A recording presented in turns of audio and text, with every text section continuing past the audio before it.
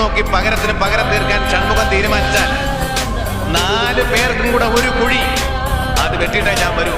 ഇത്രയും കാലം ഞങ്ങൾ കൊട്ടേഷൻ പിടിച്ചിട്ടേ ഉള്ളൂ. ഇന്ന് ഞങ്ങൾ കൊട്ടേഷൻ കൊടുത്തു.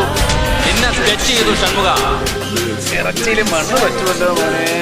മുന്നിന്നും പിന്നിന്നും പൊക്കിയ കൈയും കാലൊന്നും നിവർത്തി പെരുമാറിയിട്ടില്ല ഒരു പിന്നെ.